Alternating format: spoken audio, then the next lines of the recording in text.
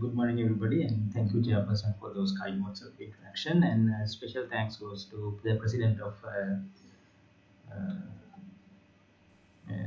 Kandy Medical Society and Dr. Charles Anthony Pillay for inviting me to deliver this lecture.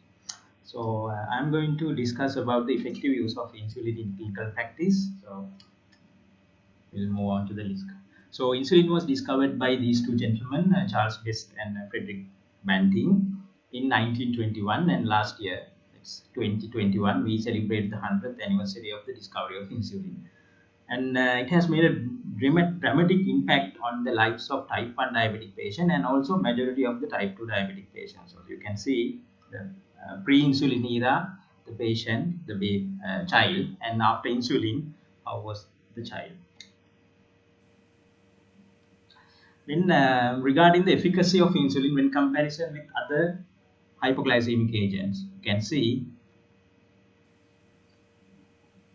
it is the most potent and effective drug. When you compare with metformin sulfonylurea, the HbA1c reduction is less than 2, and newer drugs like DPP-4 inhibitors, SGLT2 inhibitors, it's less than 1. Whereas insulin, it's 1.5 to 3.5 because there's no maximum dose. You can give whatever the dose you want until you achieve glycemic control. So I'll begin with a case. This 58 years old male referred to improve glycemic control, type 2 diabetes for 12 years, BMI slightly obesite, current medication maximum oral hypoglycemics, not on pioglitazone but metformin, glycoside, sitagliptin and empagliflozin. And according to the patient, satisfactory dietary pattern and exercise regime and good drug compliance. However, HbA1c more than 11 with fasting and ppbs more than 200. So how do you manage this patient? Before going into that, we have to understand the natural history of type 2 diabetes. So type 2 diabetes, there are two pathologies. One is insulin resistance, the second one is beta cell dysfunction. So this problem starts about 10 years before the diagnosis of type 2 diabetes. You can see. So insulin resistance gradually increases, and after the diagnosis, it basically becomes a plateau. But however, if you look at the beta cell function, when you make the diagnosis of type 2 diabetes, almost 50% of beta cell reserve has gone. So you are left with only 50% of beta cells or function. So as the time goes on, say in about 10 to 15 years of type 2 diabetes, majority of patients does not have enough beta cell reserve to produce insulin. So like in this patient, type 2 diabetes for more than 10 years, you give how much drugs, but still you need endogenous or exogenous insulin for the action, because even metformin, sitagliptin, they act if there is enough insulin in the body. So in this patient, the answer would be start insulin. So this is based on this natural history of type 2 diabetes. However, there's a significant problem in starting insulin. There are two key factors, patient factors and doctor factors. So because of these problems, there's significant delay in starting insulin. Patients, first of all, they are afraid of insulin injection. Another one, they think that's the end of the road of diabetes. Basically, diabetes has gone into such extent that it's like almost over. And from our side, starting insulin is a troublesome business because you need some time and explanation. In a busy clinic schedule, it's very difficult, and we also encounter this problem. Sometimes we get continuously few patients to start insulin, then it will take some time. Another thing is, even you have time, you have to know how to start insulin. So because of these two factors, there are significant delay in starting insulin. So you can see some clinic books, fasting blood sugar more than 200, and you find out some reason like poor drug compliance, poor diet, and you keep on continuing this oral hypoglycemics, because in this case now patient also will be happy. Why? The doctor has not started insulin, and doctor also is happy because he is not going to start insulin. So both parties are happy, so everybody is happy, but the problem is hyperglycemia and complications of diabetes. So guidelines also, so this is slightly older guideline, but basically it's the same. Agree with this. You can start with oral hypoglycemic, but when there's failure, you have to go for the insulin.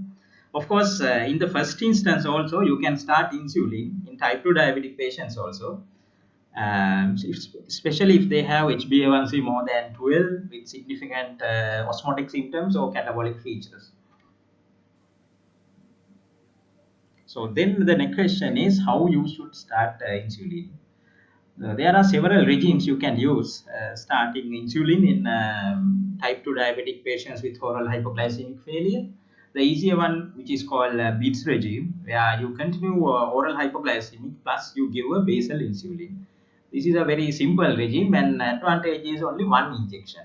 So most of the patients will like that intervention. The more say complex but more effective regime would be basal bolus regime, where you give basal insulin and three boluses, and a conventional but not very effective regime what we commonly use in our practice is premixed insulin twice a day regime. Choice of insulin regime dependent on patient's glycemic burden pattern. That some patients will have predominant fasting hyperglycemia. In that case, BITS regime is a reasonable option. But some patients will have both fasting and prandial. In that situation, probably BITS regime is not very suitable. But you have to go ahead with basal bolus or premixed twice a day regime. So you can offer the best insulin regime, but of course you have to discuss with the patient, because it is the patient who should take insulin. So if patient is not compliant, then you will fail in your regime. So you have to discuss with the patient and come to a compromise sometimes to start insulin. So BITS regime, basal insulin, there are two types mainly: isophane insulin and long-acting insulin analogs like insulin glargine, detimir, or degludec. So you can see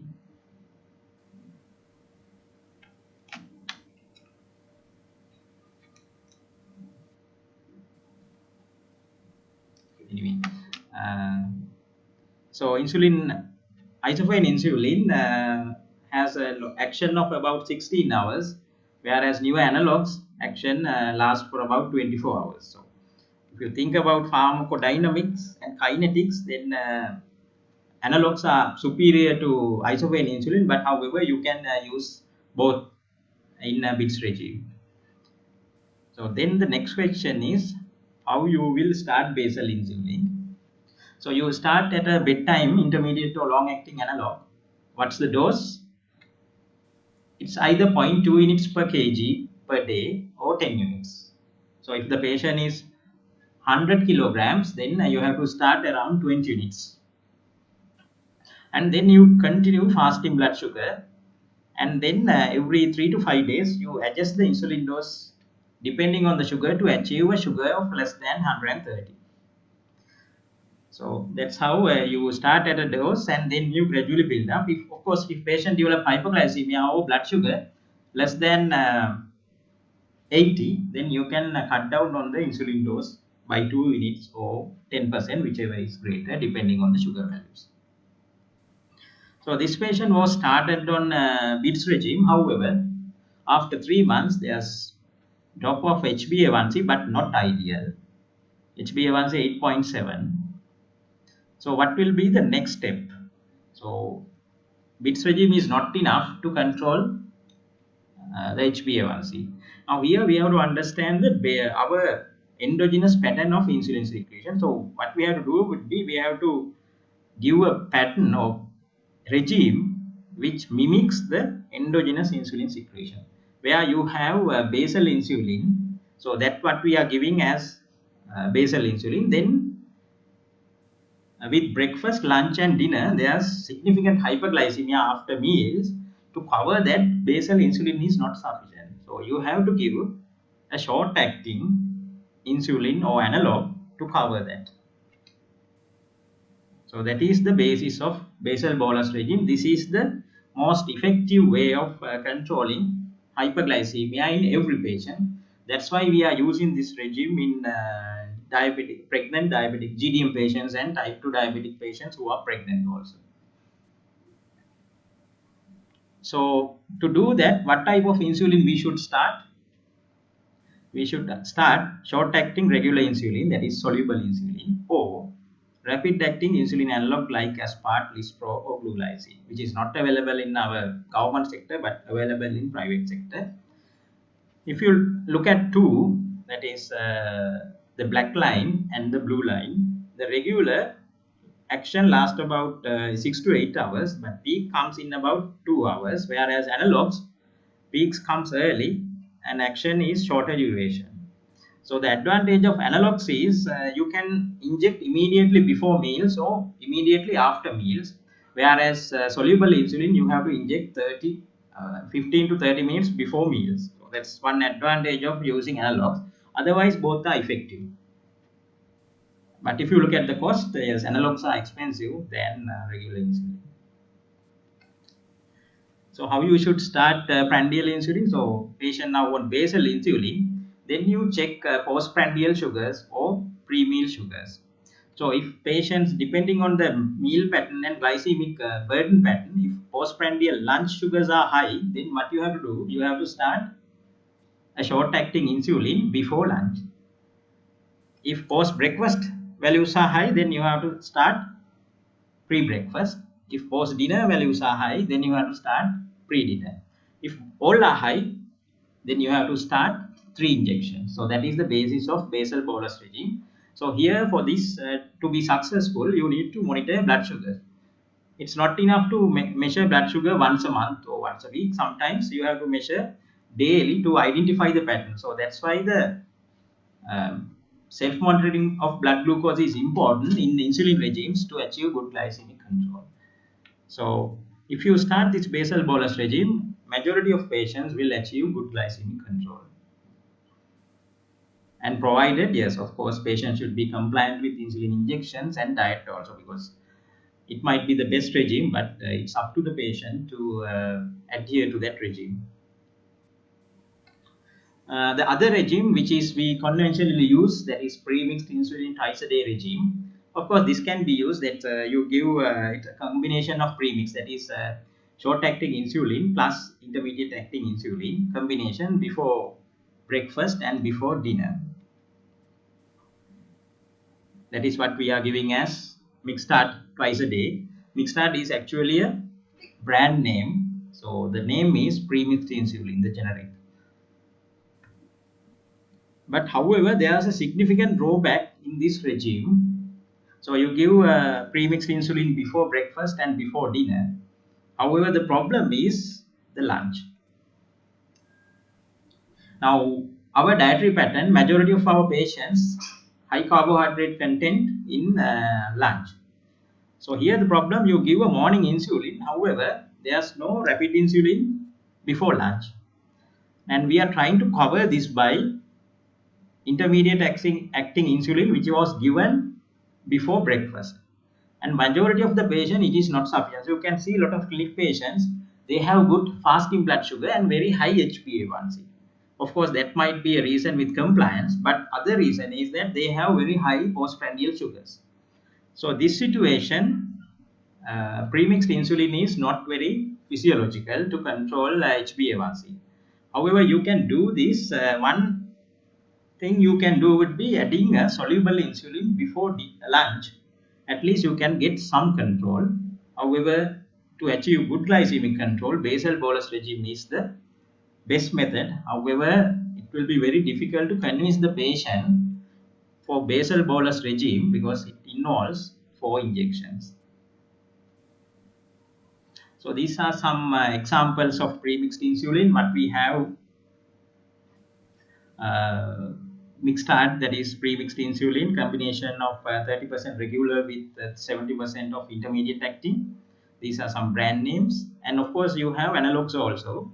One advantage of analogs is that that can be given as 3 times, like before breakfast, before lunch, and before dinner. So if you can start analogs, you can give 3 injections and achieve better glycemic control.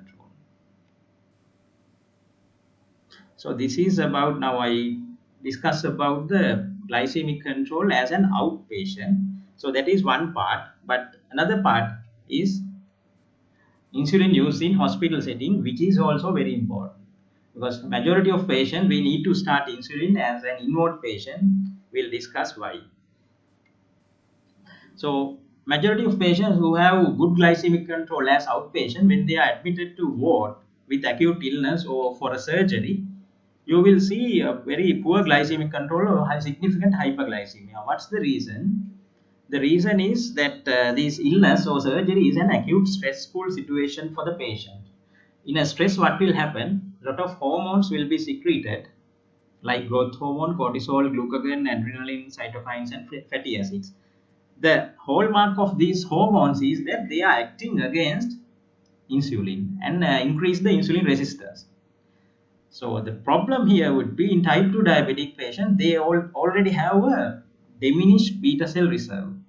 So to overcome this insulin resistance, you need to produce more insulin from the body, which or pancreas, which the pancreas can't do, mainly because of lack of beta cell reserve.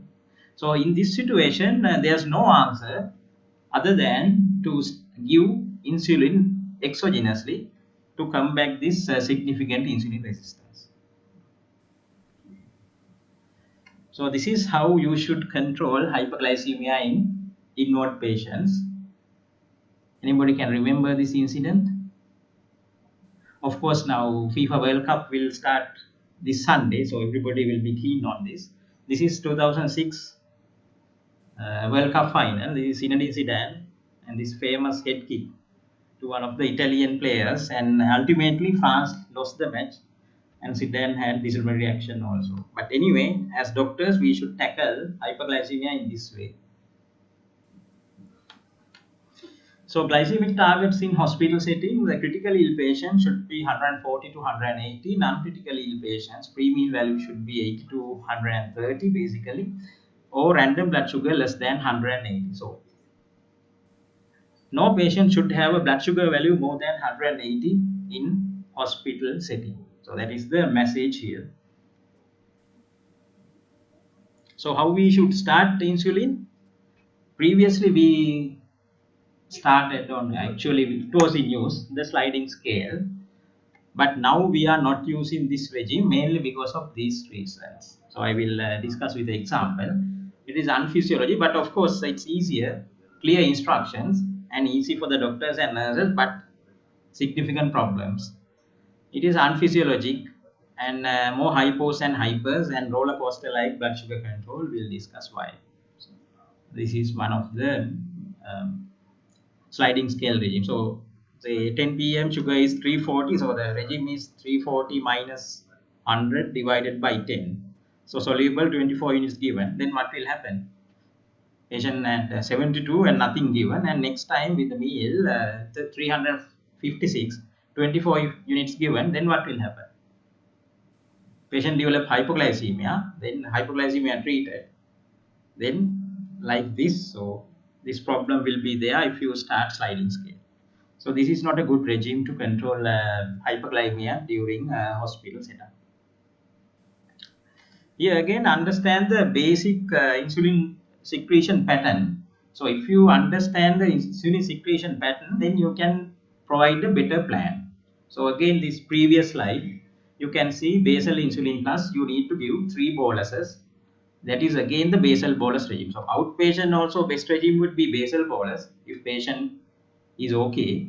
Inpatient definitely it should be basal bolus regime, because patient can't say no, and of course there's enough resource to give insulin for injections, or sometimes you can give 5.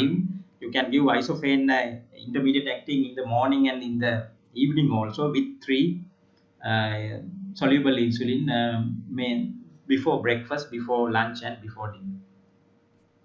This is one of the simple example of basal bolus regime. That is you give 4 injections basal. Say sometimes you give 8-10 units, you can give sometimes 50% of total dose, and 10 units at bedtime. Then prandial you give 8 units 3 times per day. That is also not enough, because now you write this, if sugars are high, now this is a very dynamic situation. Patient stress level is different, meals pattern will be different. So there's some component called supplemental insulin. You check the pre-meal, and this prandial insulin was given to cover meals. However, if patient's pre-meal value is already high, this prandial component is not sufficient to control hyperglycemia. So for that you need an adjustment. So this is one of the simple adjustment. So nurses will check the pre-meal value. If sugar is say 220, then you have to give soluble 8 units plus extra for 12 units to cover this high pre-meal value. So that is the basis of this basal bolus regime with a supplemental component. So this is how it's different from sliding scale.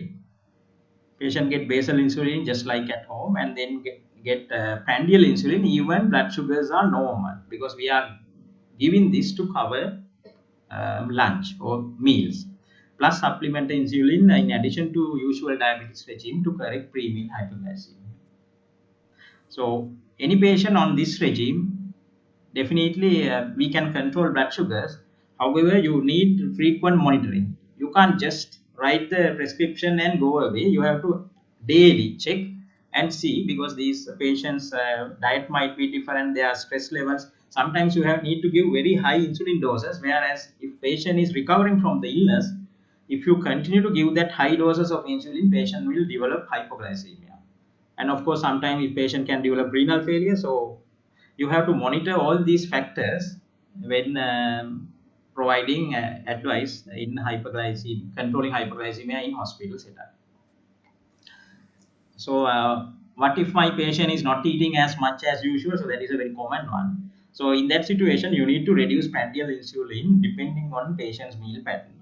May need to reduce the basal insulin by about a third, but if patient has significant stress, may not need to reduce usual basal doses. Then my last part, then I'll finish this. So how do you manage acute hyperglycemia? So in acute hyperglycemia, the best way is the insulin infusion, which is the most flexible, safest and fastest way to control blood glucose, where you start insulin infusion and monitor sugar and adjust the insulin dose according to the algorithm. So this is insulin infusion, what you have to prepare, and you have to use the insulin pump. And then depending on the sugar values, you start infusion protocol. Usually we start at A1. If there are significant hyperglycemia, we can start with A2, and then hourly monitoring with adjustment of the insulin infusion rate. How do you adjust? How do you move up to the next high algorithm? If blood glucose is above goal range and does not change by at least 60 within 1 hour, that means we are not giving sufficient insulin. Then in that situation, if already patient on A1 regime, you have to go to A2 regime. And how you move down from algorithm, that is if blood glucose is less than 110 for 2 consecutive hours, then there's high chance of hypoglycemia. In that situation, we have to go from, if patient in A2 regime, then we have to go to or move down to A1 regime. So with that, I concluded lecture, and I discuss outpatient glycemic control with insulin and inpatient glycemic control with insulin. And thank you very much for your patient listening.